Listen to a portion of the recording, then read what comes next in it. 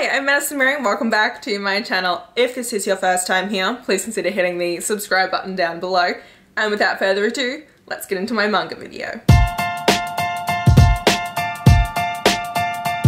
So I'm very excited for this. It's the first time I've ever done a manga video like this, and that is going to be telling you about anticipated mangas that are coming out this year that I'm super stoked about. So I think that by the time this video comes out, one or two of these may have just been published, but these are going to be the first books in a new series coming out. Well, they're new in the sense that they've just been translated and published here in the US, so that's what I'm going to be giving to you guys. I will also, like normal, put the links to pre-order them all down below from the website that I use all the time, which is Right Stuf Anime. I'm not affiliated with them, that's just the place that I prefer to buy my manga. I have 12 mangas that I'm going to be talking to you about, and without further ado, let's get into them. So the first one is Those Not So Sweet Boys. This comes out on February 16th, and it's from the same mangaka who created That Wolf Boy Is Mine, which is a series that I really do enjoy, so I'm very excited for this one. This is classified as a reverse harem school life romance. So we follow a girl named Midori, and on her first day of class she ends up dropping her wallet, and this really sweet boy comes, picks it up and gives it to her, and she doesn't get a chance to thank him. So she starts looking into him and she finds out that he is part of this trio of very popular boys who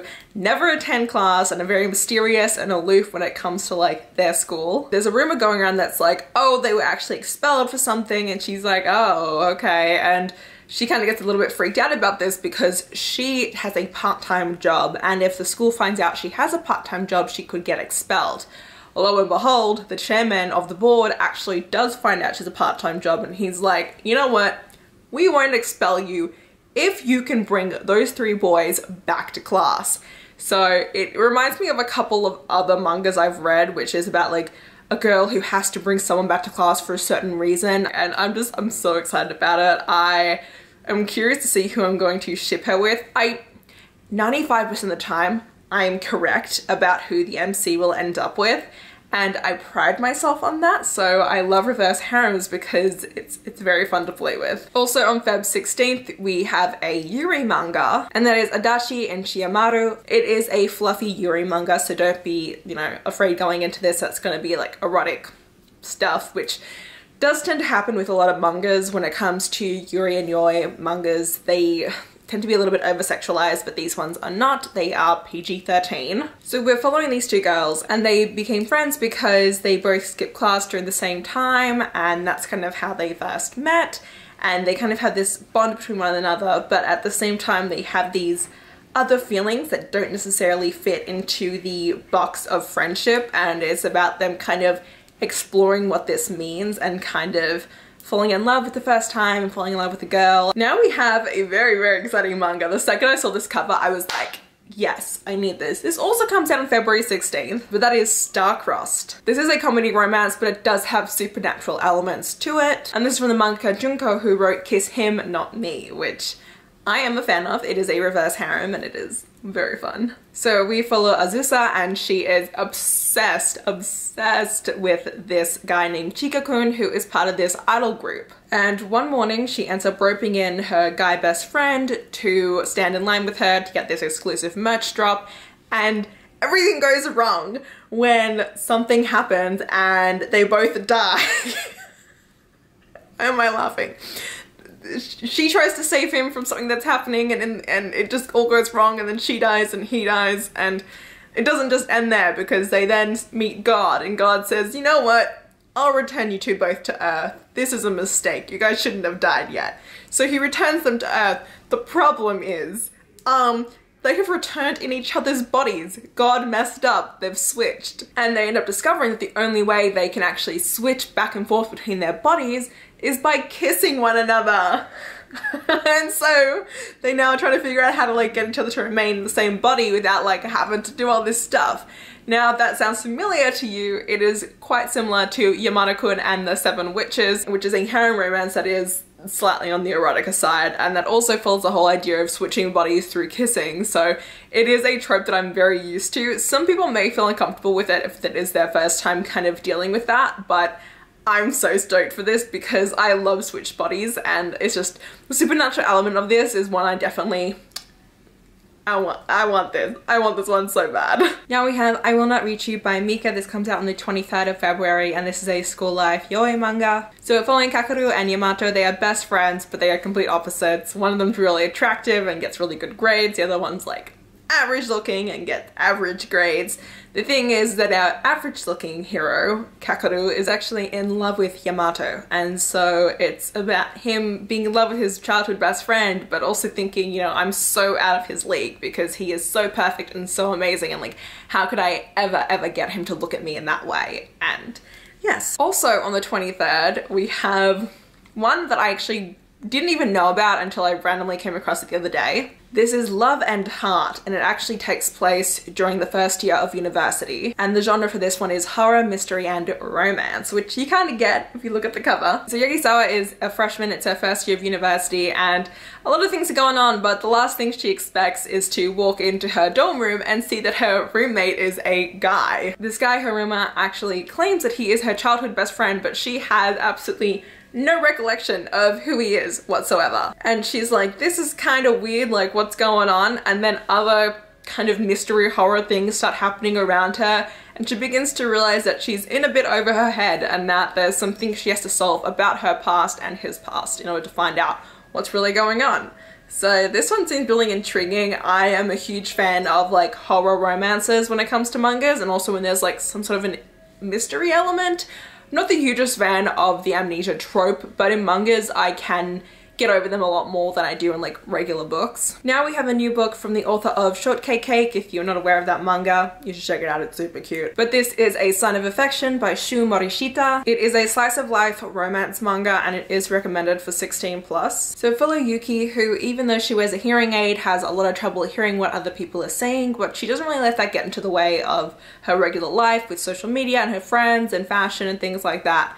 However, one day while she's on the train, a tourist comes up to her and asks for directions, and she has no idea what he's saying, and she starts freaking out and panicking, and then this handsome guy swoops in and helps like answer the questions for her, and she develops a very quick crush on him, and they actually end up becoming really close friends. And even though he can speak 3 different languages, sign language is not one of them, and so she's like, how am I supposed to communicate my feelings to him? Like, she's falling in love with him, and he's a bit of an aloof guy, and sounds like it's going to be a really sweet but hard-hitting manga, and I'm really looking forward to it. Now we have one that like as soon as I saw the cover I was like, oh ho ho, what is this? And that is Love of Kill. This is classified as drama, mystery, romance, and it is once again for 16+. So we follow a woman who is a professional hitman who is currently being targeted by a guy who is also a professional hitman, and they have this deadly cat and mouse game going on between them. But at the same time, they start falling for one another, and it's about who's gonna fall for which one first, and like, how's this gonna impact the whole like,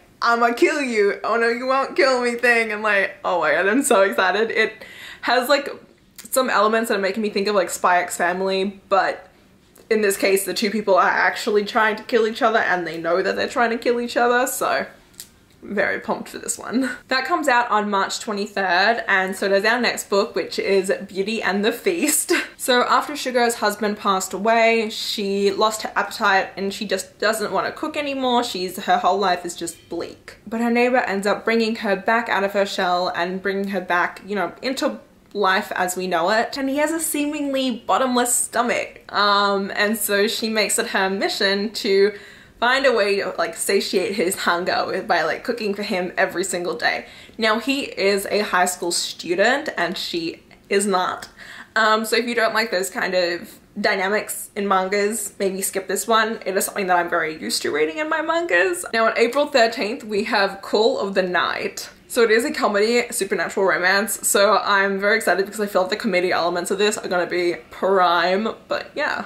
So Nanakusa, she is a vampire, and Ko is a human, but he wants to become a vampire. The only problem is that the whole like transition process of becoming a vampire is very difficult, okay? They kind of are starting like some strangely budding relationship between the 2 of them, and so he begins to wonder if like this vampire chick, if she actually wants to be with him or if she's just there because she likes his blood. And they have all these like late night conversations and they meet with each other every single night, and it seems like something's kind of starting between the 2 of them. But then a girl from his past ends up coming into the picture, starts competing for his attention, and then it's a whole question of, you know, is it is his love for the undead gonna take over, or will it kind of be, will he go back to the real world? So the next manga, I need to read it because I cannot memorize, I can't memorize it.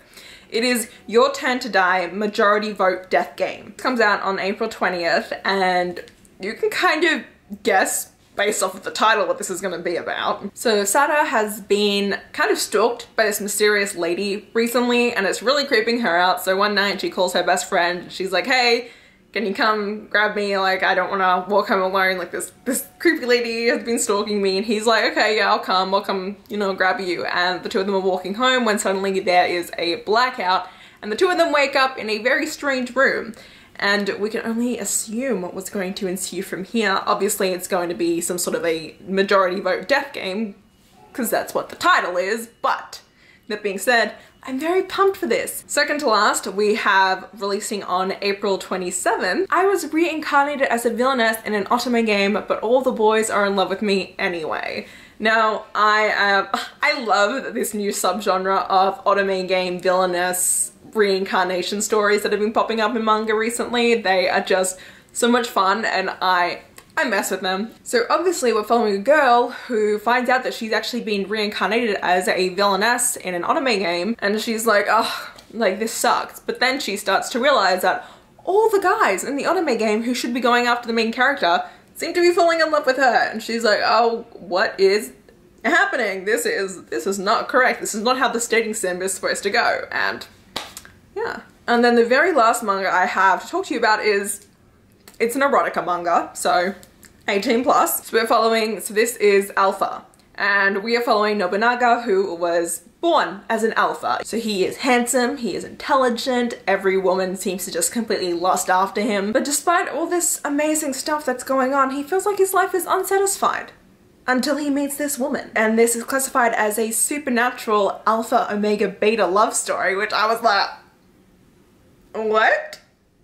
Are we gonna get like a love triangle with like some steamy, I don't know. I'm super intrigued by this, so I'll definitely be printing this one because, I don't know, supernatural trio erotica, like, yes, please, I'll take that any day. But yeah, so those are all 12 of the mangas I want to talk to you about. They come out between February and April, mainly because it takes a while for mangas to get translated, so if you do enjoy this, let me know and I will make a follow-up video for the rest of the months of 2021 because this is my first time doing this, so I wasn't sure like how the reception was going to be. But if you did enjoy this, please click the like button down below. If you want to see more of me, subscribe to my channel, and until next time, thanks a bunch, bye!